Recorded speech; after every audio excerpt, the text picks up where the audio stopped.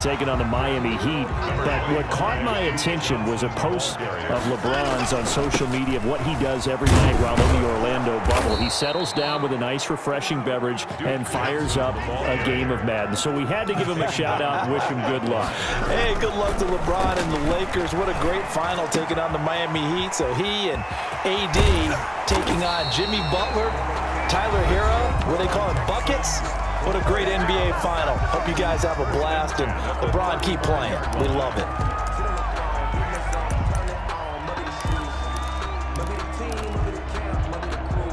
Ball up to the 35 now as they come up on 1st and 10. Now it's Watson. That'll be incomplete with 9 seconds now showing on the clock. Thrown away and incomplete. Here's 2nd and 10 now from the 35-yard line. Throwing again is Watson. Screen play, Johnson. And he'll go out near midfield at the 49. 14 yards there on the pickup, and it'll give him a fresh set of downs. 2 first downs have him up near midfield now on 1st and 10. The final shot before the break, Watson. And he's going to go down.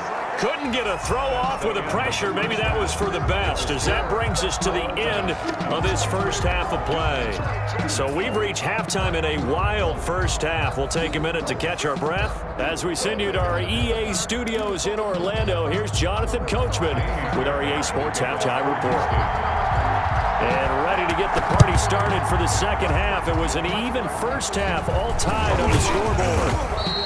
A tie game. I don't think anybody in this building, including you or I, was expecting that. No, I would agree with that totally. I didn't expect to see it at all, but I kind of like where they were going with this. You know, as you said, tie game, trying to steal a possession, steal an advantage, and you told your defense at the half you were going to do it, which also told them that you had confidence in them in case it failed, as that one just did. And now you've given good field position here to start the third quarter. It's a pickup of 3. Brings up 2nd and 7 at the 42-yard. On 2nd and 7, Mayfield. And he's got the hook up to Landry. And he gets it inside the 35 and just shy of the 30. 11 yards there, first down. This has to go down as one of the simpler routes in the playbook, but oh so effective. Nice completion there.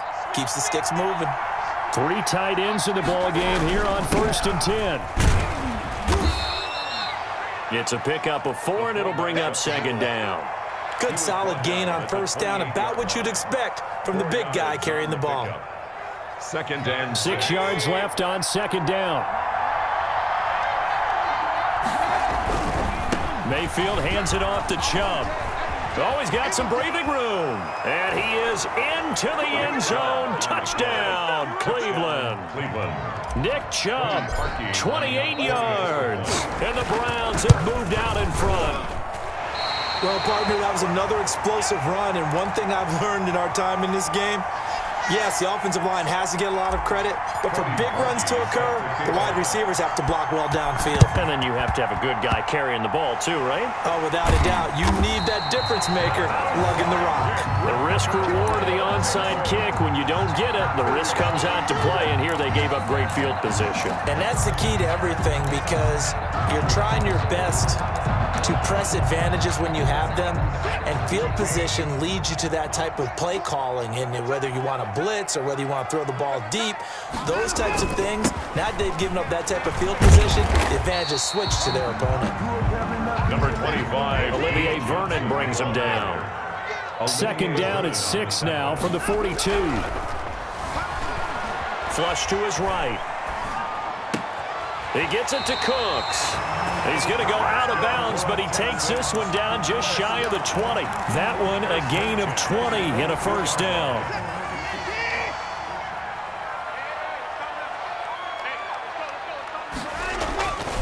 Now a 10th carry for Johnson. Just a yard on the pickup there, and it'll bring up a 2nd and 9. Mac Wilson on the tackle. A gain of a yard. Brings up 2nd. On 2nd and 9. Watson. He's got Fuller. And so close, he gets it to the 1. Out of bounds right there. And a nice gain of 21 yards. And this was a nice example of an offensive coordinator scheming his guy open. Just a little underneath route, just trying to free up some space, and it worked awfully well. Got him not just space, but plenty of room to run after the catch to pick up really nice yardage. And for one of the few times here today, this run's not going to go anywhere. No gain on the play. Leads to 2nd and goal. They'll run to Johnson. And he's not going to push his way forward. He's going to be stopped at the 2-yard line.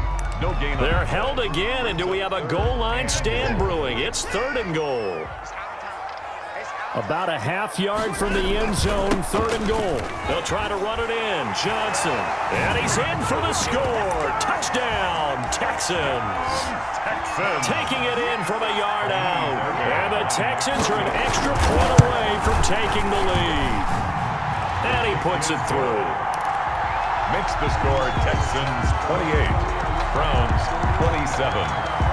So after the touchdown, here's Fairbairn now to kick it away.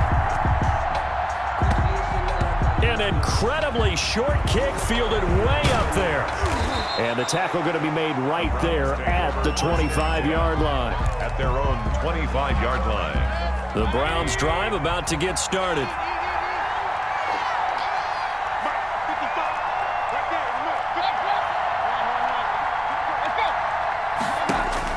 Mayfield on 1st down. Going deep here for Landry. And Mayfield again with the interception, his 3rd. Picked off by Gary and Conley. And the return across midfield into the 46-yard line. So that's back-to-back drives where they've thrown an interception. Ordinarily, we look at the offense and say, what's going on with your scheme? Maybe we should look at the defense and just give them a whole lot of credit. They've got them frustrated right now. The 1st down carry here for Johnson. A gain of 3, 2nd down. An opportunity to get a drive started here at the end of the 3rd quarter. What you're trying to do is break the game down a little bit. Don't let your guys see too deep into the game, into the future, and say, oh, we got to get here. No, right here, right in front of them. Melt the clock down, get to the 4th quarter, try and keep going. And try to keep that lead. Exactly. They're going to snuff this play out behind the line. We have not seen that much today.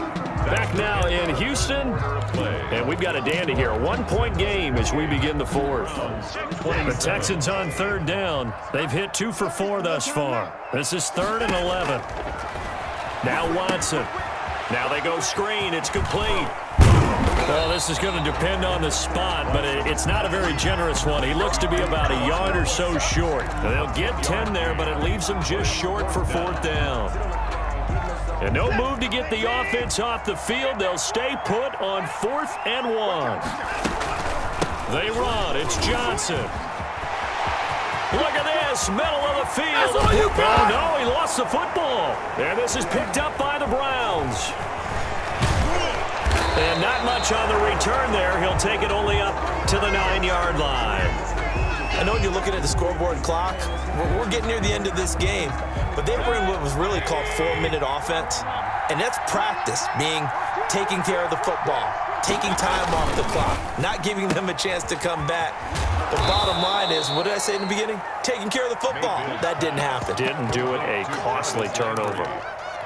5 yards on the catch there, brings up 2nd down. At the 14-yard line. Mayfield looks to throw. They'll go screen here to Hunt.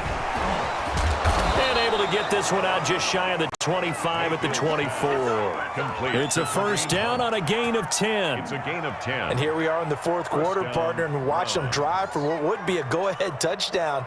And you and I both know this is where you need a quarterback who can keep his cool back there. Not just for himself, but to keep the rest of the team relaxed too. A 1st down throw from Mayfield. It's caught. Beckham.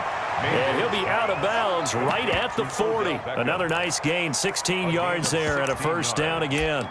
Tell you what, he's been able to put the ball in some tight spots all game long. That throw, no different. Yeah, a lot of people would call it a gutsy type of a throw. I think he looks at it as, I can do it, so it's not that big of a deal to me, and I'm going to keep firing. On first down, they'll run with Chubb. And not able to break away this time as they're going to stop him right around the line of scrimmage. They'll lose a yard there, and it's 2nd and 11. Brings up 2nd and 11 at the 39-yard line. On 2nd and 11 now. Mayfield looking left side. That's caught by Landry. 8 yards on the completion, but now they face 3rd down. It's a gain of 8, and it brings up as big of a play as we've had in this one so far. This is 3rd and 3. From the gun, Mayfield. And this is caught. He hits Landry. And he's able to take it across midfield before going out of bounds. Back-to-back receptions for him, and it's another 1st down. First down. So a 1st and 10 now in Houston territory at the 46. The fullback Janovich on the handoff. And he's going to get this one down near the 45-yard line. Just a yard on the 1st down carry, so it's 2nd and 9. 1-yard gain brings up 2nd and 9. So the Browns in possession of the football here as we get you reset. And let's see what they've come up with offensively after having time to talk it over. Now left side on the swing pass. And some room to roam now. And he is out of bounds, but not before he's inside the 30. 19 yards to pick up there. Move the chains. 19 yards. Well, they got the yardage they needed there. Picked up the 1st down, got out of bounds. How about the urgency that they have, as well as they understand where they are on the field? On 1st down, they'll run with Hunt. Give him a couple on the carry there. 2nd and 8. I like the call there because that was one to take time off the clock and get them closer to getting out of here with a W. In the mind of the play caller, all you want to hear is tick, tick, tick. They go play action. Mayfield. His throw caught at about the 5. And able to get him down, but he does reach the 5. The Browns passing game finding its stride. They've got another 1st down.